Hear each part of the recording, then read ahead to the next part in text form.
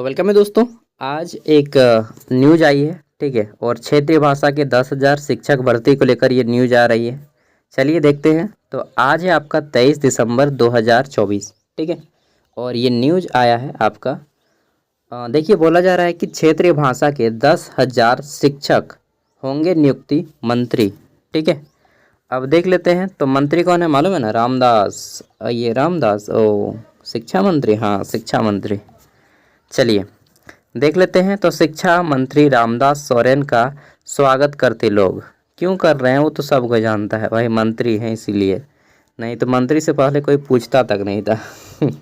सही बात है या नहीं? चलिए देख लेते हैं। तो बोला गया है कि नरसिंहगढ़ और ये आपका भाटी सोल मैदान में हुआ संथाली भाषा दिवस का आयोजन, ठीक है।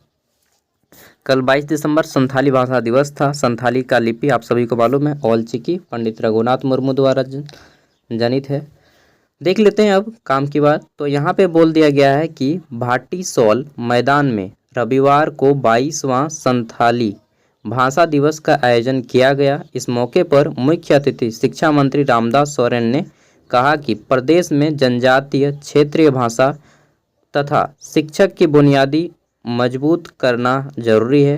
श्री सोरेन ने कहा कि लगभग 10,000 क्षेत्रीय भाषा के शिक्षक की बहाली होगी। उन्होंने कहा कि पंडित रघुनाथ मुर्मू जनजातीय विश्वविद्यालय, ठीक है, जो नया नया खुला है आपका घाटशिला में स्थित है, राज्यपाल द्वारा बीसी की नियुक्ति होते ही शिक्षकों की तत्काल बहाली कर दी जाएगी। कब? डेट नहीं है जी, क्योंकि झारखंड में कोई भी काम होता है डेट से थोड़ी होता है, ठीक है, तो विलम्ब होता है, विलम्ब। चलिए, उन्होंने कहा कि सरकारी विभागों और थाना में अनुवादक की नियुक्ति की बात चल रही है, ठीक है। आगे देख लेते हैं। नेक्स्ट है आपका यहाँ पे, ताकि लोग अपनी भाषा में शिकायत और आवेदन कर सकें।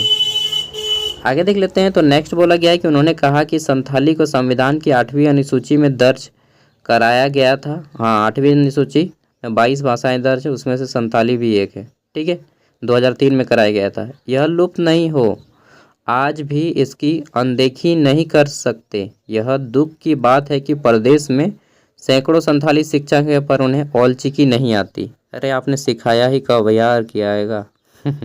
सिखाया है कभी ना? आपको खुद आता है? पहले ये बता दीजिए। चलिए नेक्स्ट है आपका, उन्होंने विभागीय समीक्षा बैठक में अधिकारियों को निर्देश दिया कि जिन्हें औलचिकी नहीं आती उसकी सूची तैयार करें।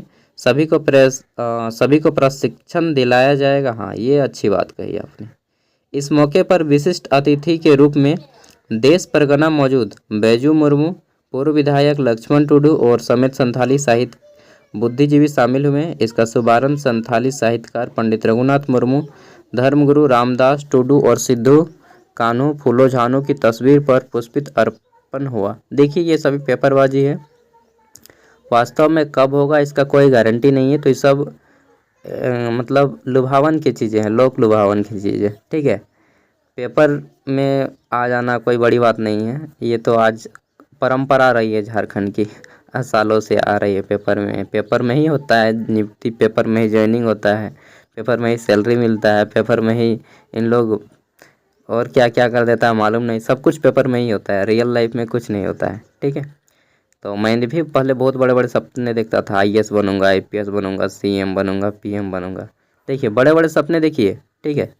पूरा ना हो तो टेंशन मत लीजिएगा, क्योंकि पूरा ना हो तो फिर डिप्रेशन हो जाता है साला, ठीक है। इसलिए बड़े बड़े सपने देखिए, बट डोंट वरी, पूरा ना हो तो कोई बात नहीं, आराम से गाना सुनो और धूप में रहो। ओके बाय, ठीक है दोस्तों। सीरियसली मैं बता रहा हूँ कि इन सब के भरोसे मत रहिएगा प्लीज़। ये लोग खाली पेपरबाजी करते हैं। रियल लाइफ में सिद्धू कान्हू मुर्मू यूनिवर्सिटी देखिए ना, आज कब से बोला जा रहा है कि यहाँ पे हम शिक्षक भर्ती करेंगे। यूनिवर्सिटी का अभी यूनिवर्सिटी का अच्छा से इनका तैयार नहीं हुआ है, कैंपस रेडी नहीं हुआ है। इन लोग वीसी नियुक्त करेगा। वीसी का फुल फॉर्म भी मालूम है इन लोग को? वाइस चांसलर क्या होता है और चांसलर कौन होते हैं? कुछ नहीं, ठीक है। पहले खुद ट्रेंड हो जाओ भाई, उसके बाद लोगों को ट्रेंड करना, ठीक है। इन लोग खुद पहले ट्रेंडिंग मिला है इन लोग को अच्छे से। पैसे के दम पे, जनमत के दम पे आ जाता है। और भारत में 90% बुड़बक लोग हैं जो वोट देते हैं, ठीक है। आप लोग तो पढ़े लिखे हैं, लेकिन 90% बुड़बक लोग हैं जो वोट देते हैं, जिनको ये भी मालूम नहीं कि एमएलए क्या होता है, एमएलए का फुल फॉर्म क्या होता है, उसका कार्य क्षेत्र क्या होता है। ठीक है, विधायक और एमपी और एमएलए में उन लोग को फर्क ही नहीं नज़र आता है।